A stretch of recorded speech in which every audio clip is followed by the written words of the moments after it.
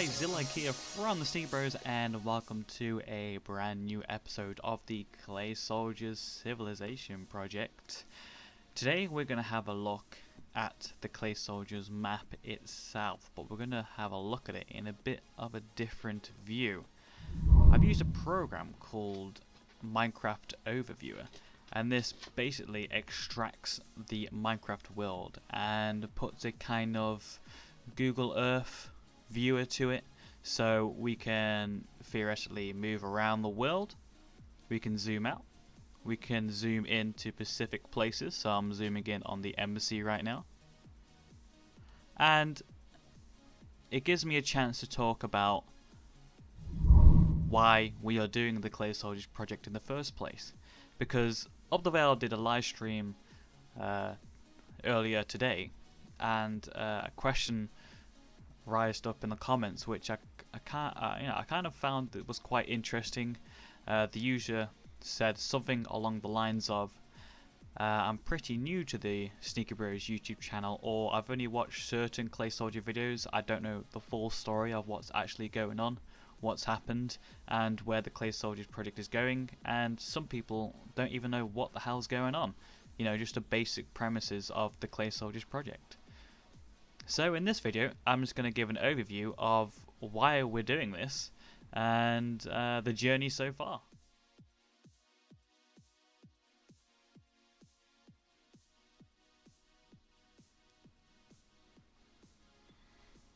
So the Clay Soldiers project started about 5 to 6 years ago on the TheSneakyBros YouTube channel.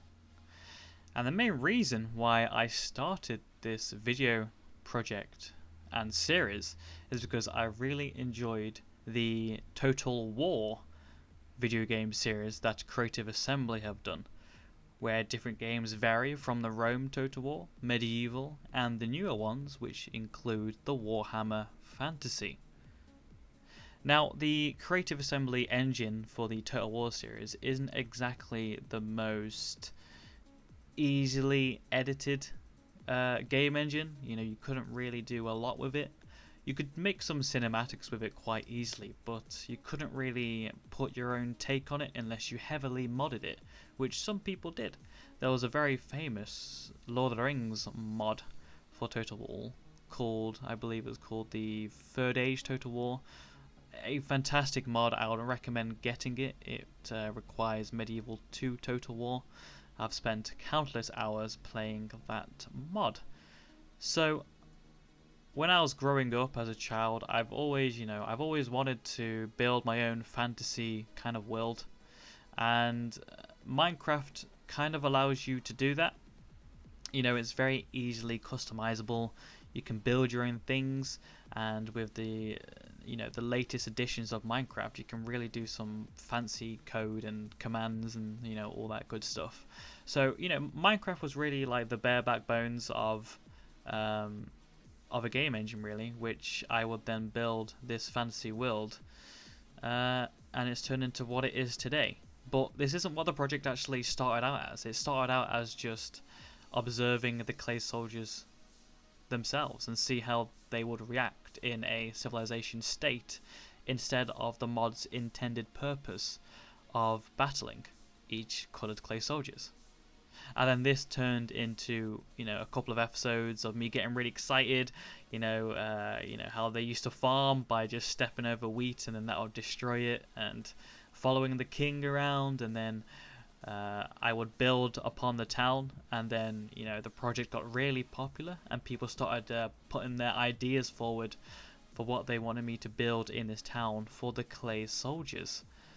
And then I released the first cinematic, which added a storyline which people really enjoyed and they didn't expect, and I didn't expect people to find it interesting, but they did. So this is where the project comes to now. The universe has expanded massively, and there's a lot of fans that enjoy the kind of take on the world that we've created. A lot of the inspiration is obviously taken from Tolkien himself, but a team of us, myself, Up the Vale, Verlaine, Europa, and everyone else have all put in their ideas to make this project into what it is now, which is very, very cool, very awesome. We spent countless hours and hours building, writing up lore, writing up scripts for the cinematic, filming the cinematics, editing. It's turned into this massive series which everyone loves and enjoys. So this is where the project has kind of started and what it's turned into. So coming back to the Clay Soldiers world map that we've got going on here, which is very cool by the way, I love this thing.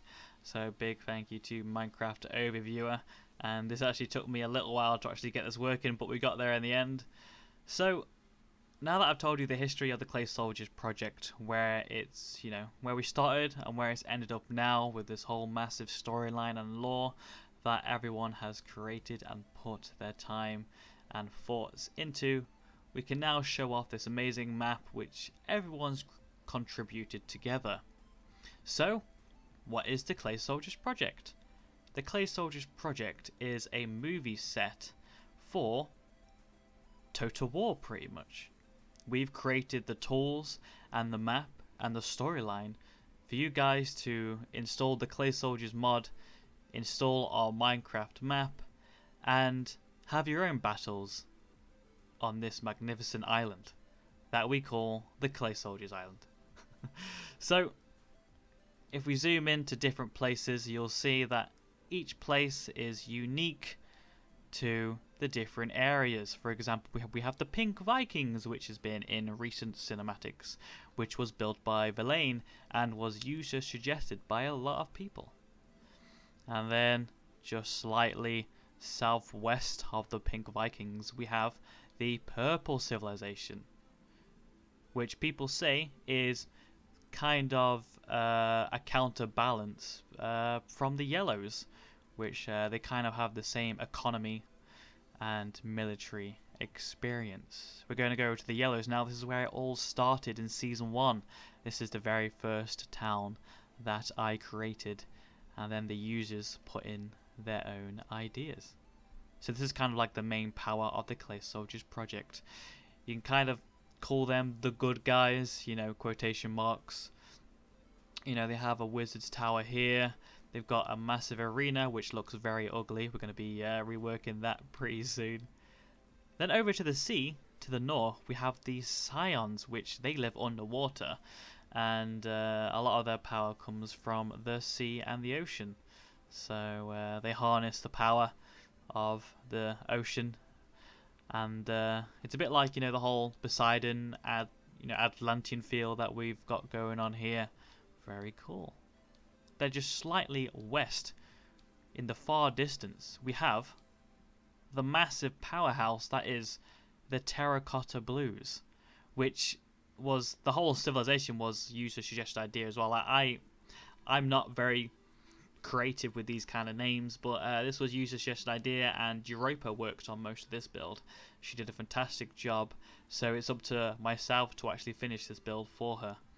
So originally the Terracotta Blues was going to be some kind of Mongolian invasion where they were just kind of going to have just basic camps, just like the Black Brawler camps. But then I realized I've got another storyline which I'm going to add some kind of invasion, which you'll soon see in the next couple episodes, hopefully, if we manage to build things on time. But yeah, that's what I've got going on here. They used to be the Mongolians, but we've changed them into the Terracotta Blues, which the age of the samurai, as we like to say. Then we've got the Black Brawler camps here, which they are scattered all over the area. We've got one there. We've got one there, and then there used to be one over here, but the Pink Vikings destroyed them. And the Black Brawler camps, they're very traditional. They don't like to advance in technology. They live in basic tents. They hunt. They gather resources, and they just live. But they don't like technology, so they like to invade and raid other civilizations from advancing. So they steal different resources, and they're kind of mandatory as well, so other civilizations can hire the Black Brawlers to go and attack other civs. Slightly to the southeast of the Black Brawler main camp, we have the very cool Swamp Civilization, as I like to call them. Now these guys are all about infection and causing disease among the lands. As you can see here, the kind of swampy marshes have merged and infected some of the elven trees and caused the elves to actually build watchtowers and keep a close eye on the swamps, because in past cinematics the swamps have tried to take over the Grand Tree, but they failed. And this build has to be one of my favorites. It's not been shown off in its full glory, I don't think. It's only been involved in one cinematic, but the build itself is very unique. We have this massive kind of fort building in the middle, where you can't really see it, but in the middle there's actually a massive mushroom, where it's kind of like the hive mind of the whole swamp, which kind of binds the civilization together. And we have a very cool prison just to the right here. We've got a bit of, I don't know what that is, it's some kind of welling system.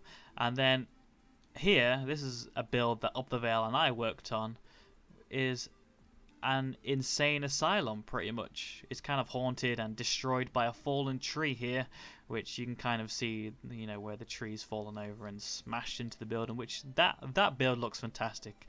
It really adds depth to the swamp of the decaying land. Now, we move on to a very Tolkien-esque build here.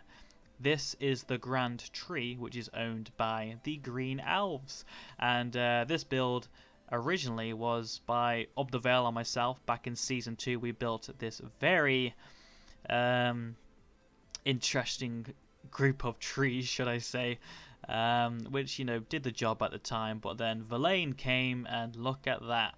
That is a masterpiece of a tree. Hashtag burn the tree. Verlaine worked on this tree for about 3 to 5 days. It was his first major build in Minecraft, and it turned out to be one of his best, in my opinion. It can't be beaten.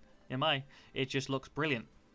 I especially like the hanging vines, and my favorite is the pod system that he's got going on here, where you can see a couple of pods on the top here, and then you have branches hanging down where they have pods where the elves can live on. So the elves are all about exploration, finding sacred relics, and obviously because they're elves, they are immortal, so they don't die from old age. That's kind of their main power, and you know, they can only die in battle pretty much. Moving on to the north side here, you can't really make out much, but this is the DeWarm Factory, which is underneath the caves.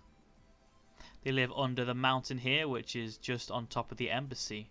And now the dwarves are kind of a faction which is stuck in the middle of this chaos. They're right in the middle of every civ. So they have, you know, they want to be left alone. They want to just be they just want to mine minerals and ore and hoard all of their expensive armor and jewels. But they're in the middle of it all, and they hold quite a lot of wealth, so they've kind of been pulled into this madness that is the island.